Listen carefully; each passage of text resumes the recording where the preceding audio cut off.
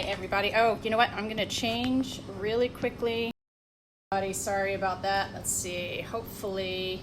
All right. Connection is available. Hello, everybody. Welcome to WildCare Live. Sorry about that. I had a little technical glitch to start out.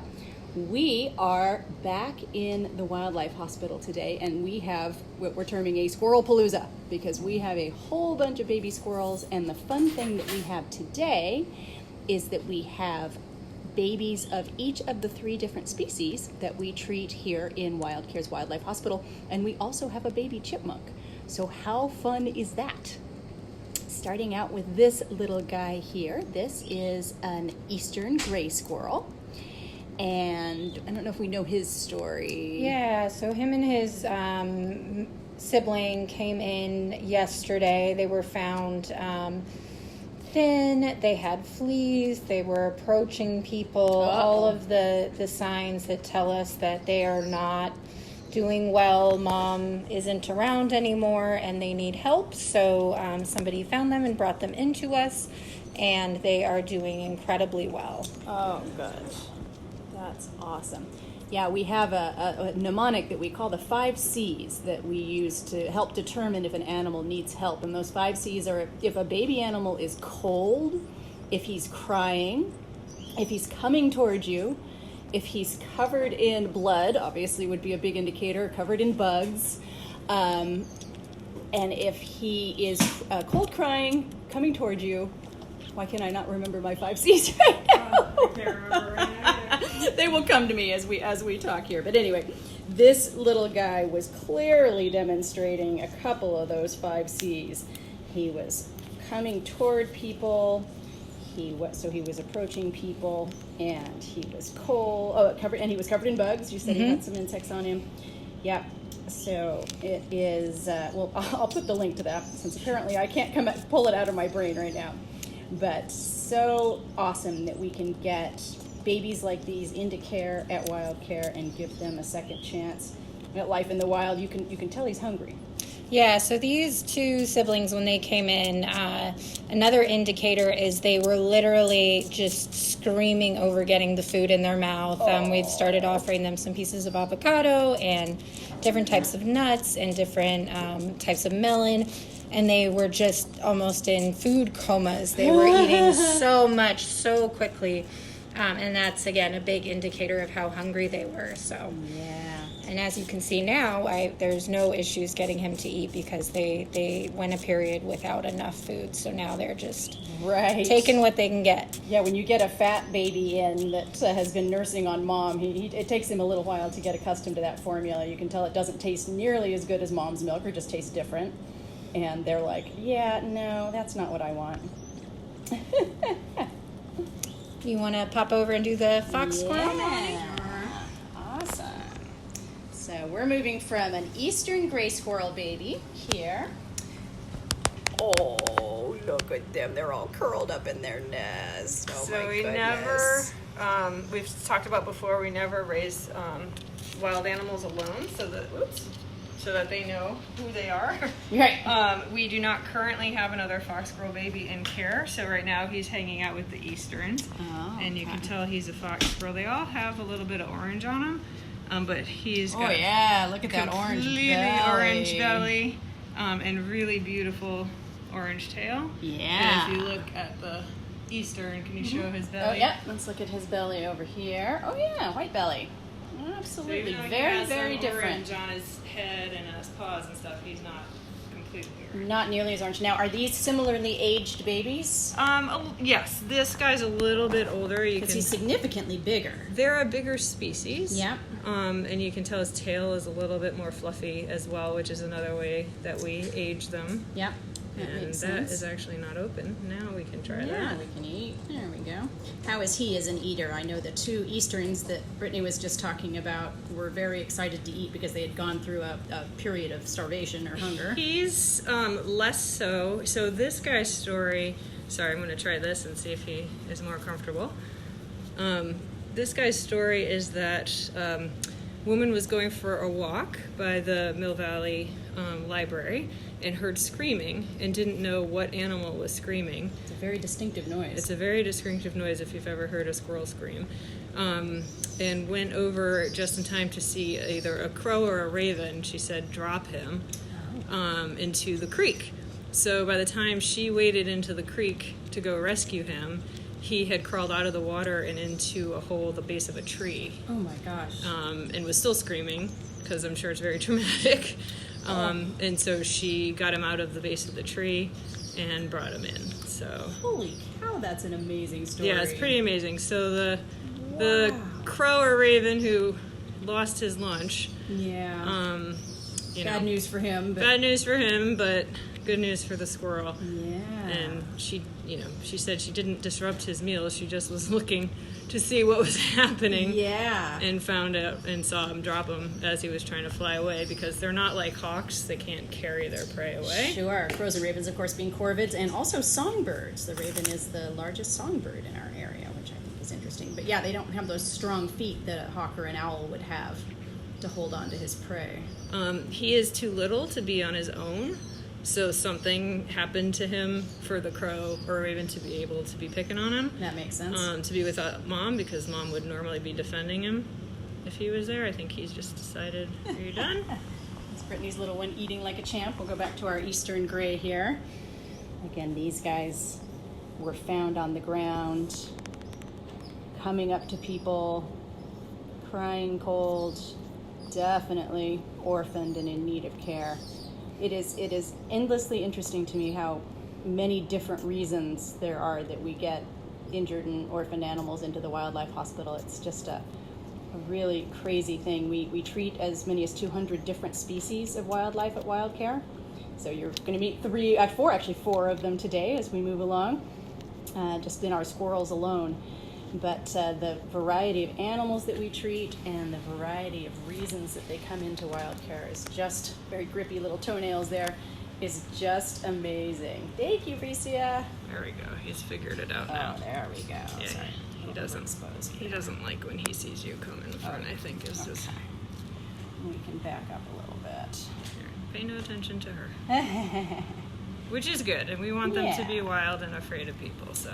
Yeah, when you're watching something like this and you see the way our team is working with these animals, you get a sense that they're pretty tame, but that is only... Are you done feeding yours? Can you do this guy? I'm going to move on. I'll hand him to you. Oh, yeah. That is only because we are trained, because these are tiny babies. They're still very, very young. These are not animals that will become pets. They are absolutely wild. So since he's not liking the being filmed, I'm going to let Brittany deal with him, and then I will move on to our Western. Excellent. Did you want to show... Oh, yeah. While Melanie's fishing out the little guy, what I'm going to do is show you... I know this is a little odd, but I'm going to show you this baby right here. This is the little guy that we're going to see next. When he first arrived at WildCare, sorry about the fluorescent light there. When he first arrived at WildCare, this is what he looked like. Absolutely no fur at all, just an amazingly tiny little baby, and look at him now. Oh, he's grown so much fur. Yeah. And his eyes are not yet open, so their eyes open at when, Melanie? Ears stand up off their head at 3 weeks, and eyes open at 4 weeks. Wow, so he's right between 3 and 4 then, huh? And originally when he came in, we thought he was an Eastern. Sometimes it's hard to tell because when they don't have fur yet. Completely naked. And he was very vocal and yelling at us, which typically is a trait of the Eastern Gray Squirrels. Yeah. So that's who we thought he was. But then as he's been growing and getting his fur, we can see that he's definitely a Western. And compared to what we showed you with the last two squirrels, the Westerns are completely gray and white. Yeah. Every now and then they'll have some brownish tufts. Sorry, I'm gonna do this so he can push on my hand here. Get an upper view here. Yeah. So sometimes they will have some orangish tufts behind their ears and on their paws, but in general they're pretty much just gray and white. Yep, so solid gray and a white belly is going to be a Western. The fox squirrel is going to usually have all orange, bright orange belly, just really he's distinctive. sucking so hard. He's sucking past the capacity of the syringe. Yes, here, let's get some. That's of those. a little guy that knows how to eat. I know. Get some of those air bubbles out. There we go. There we go, friend. Okay. There we go. I love how they press up against the belly. You see kittens do that also, kind of that kneading I don't know if that helps stimulate the milk when It they're does, nursing yeah. off mom. Is that what it is? Yep. Yeah. So this little Western gray squirrel, I don't remember his story. Do you? He was the first one of the season, and I don't remember why he was down. I think somebody just found him, but we don't know why. Gracia, thank you so much for such a generous donation. We are so grateful. Just saw another donation come in. Thank you. Oh, wow. I Awesome. know. Thank you. Oh, it just makes me tear up just thinking about it. It's so amazing, the support that we're getting, the work that we're doing is something that can't happen without your support, and having you watching, having you check your belly. caring about animals, and having you support WildCare makes such a huge difference. He's done, even And- though he wants more. He thinks he wants more. Yes. You have to measure based on their age, their stomach capacity to determine how much they're getting. Oh, that's a full So belly. that's Wow, a you can- nice full belly, and you can see the white milk line across the top. Wow, that's awesome. And then the different thing we have to do with these guys when their eyes are still closed is we have to stimulate them to get them to go to the bathroom. Okay. In the wild, mom would do that by licking them to keep the nest clean. Sure. So she also ingests some of the feces and stuff, which actually recycles some of the nutrients and make sure that nothing is wasted. Nature is pretty amazing that way, but we always joke that is our line that we do not cross. That we don't lick. We do not do that. They have a nice wet towel that works just fine. Yep. And Oh, thank you, Bricia. Yeah, we love the animals, and we just feel so incredibly grateful that we can be here to care for them and be here when they're orphaned and they need us. yes, we're incredibly lucky to still be here and be working for these guys. And I know that all of our rescuers have said that too right Yeah. now with the sheltering in place and all the places that are having to close, that we're really people are really grateful that we're open, because you still find injured and orphan animals that need assistance no matter It's what's happening so in the true. world. Okay, so Our little Western, he's gonna go. Yeah. All All done. right. Well, that's focusing on the garbage can behind him. There we go. Now we're focusing on his little face. Awesome. now milk coma time. He's Oh gonna yeah, go to sleep. he's sleepy. All right, so we have a very special. I mean, these are all special treats. We know that, but someone really fun that we're going to see next is a baby chipmunk. We have Melanie Piazza here, our director of animal care, and Brittany Morse, our clinic manager, both taking care of squirrels. Microwave some hot water in case this isn't warm enough anymore.